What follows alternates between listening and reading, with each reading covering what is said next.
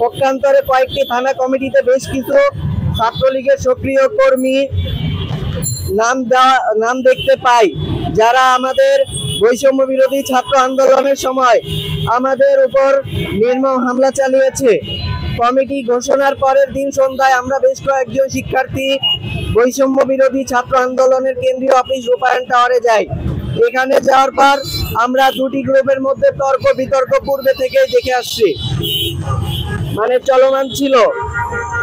সেই কারণে আমাদের তখন আমরা বৈষম্য বিরোধী সেন্ট্রাল অফিসে উপস্থিত কোনো চেনা পরিচিত সেন্ট্রাল সমন্বয়ককে দেখতে পাই নাই, যার কারণে সেন্ট্রাল অফিসের গেট লাগিয়ে দেওয়া হয় এবং আমরা যার মতো বাসায় চলে যাওয়ার জন্য প্রস্তুতি নেই।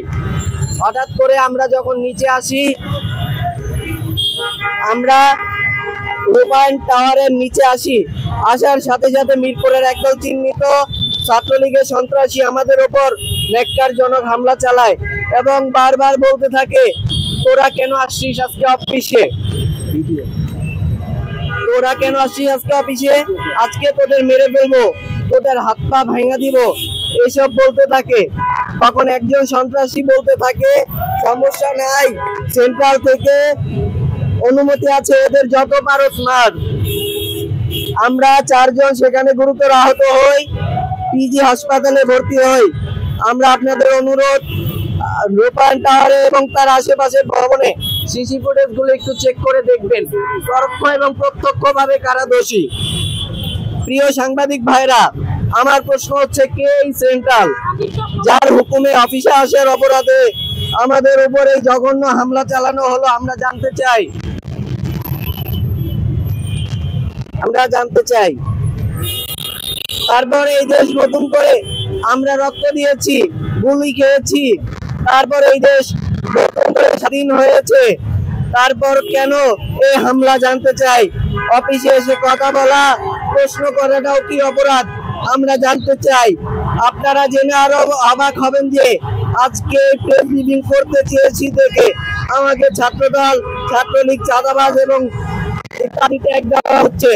এই যে ছেলেপেলেগুলো কমিটির থেকে বঞ্চিত হয়েছে, আমরা কিন্তু সিনিয়র পর্যায়ে থেকে কাজ করেছি, ওদের সাথে বলেন আর ওদেরকে লিড দেওয়া বলে সবই আমরা করেছি।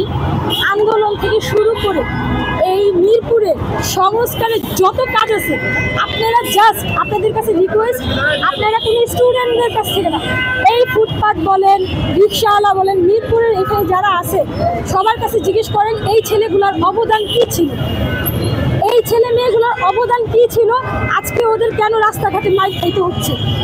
এর জন্য কি তারা দেশের জন্য কাজ করেছিল, আন্দোলন করেছিল?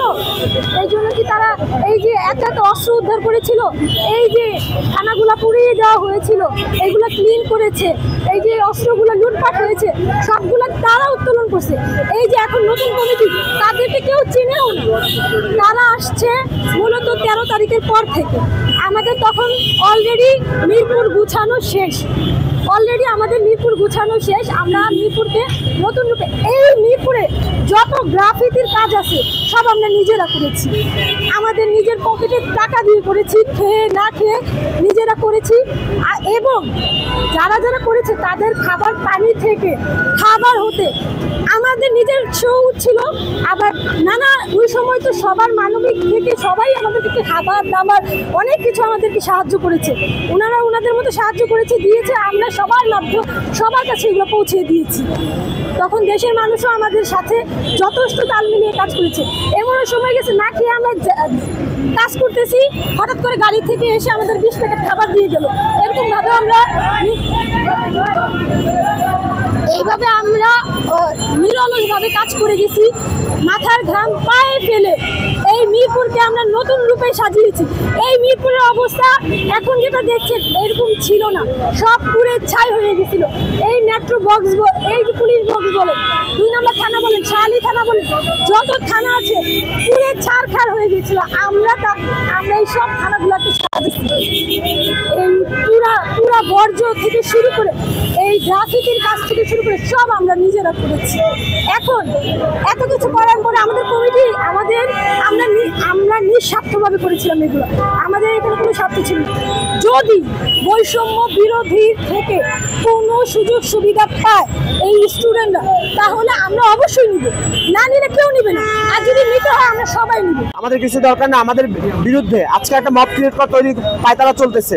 বিভিন্ন এলাকা থেকে মাদকাসক্ত, বিভিন্ন রকম এলাকা থেকে অনেক লোকজন যাদের নামে সন্ত্রাসী চাঁদাবাজির নাম আছে, এদের একটা গ্রুপ হচ্ছে আনা হয়েছে। আমরা এটা ইনিশিয়ালি খবর পাইছি ছাত্রদের উপর অ্যাটাক করার জন্য, যেখানে আমরা বর্তমানে প্রতিনিধি হিসেবে কাজ করতেছি। প্রতিটা থানার সাথে আমাদের ভালো সম্পর্ক, প্রতিটা থানার ওসি আমাদের সাথে যখন পুলিশ মুভ করতে পারে না, আমরা পুলিশের সাথে স্বেচ্ছাসেবক হিসেবে 10 জন 20 জন যখন যেভাবে পারছে আমরা চলে গেছি।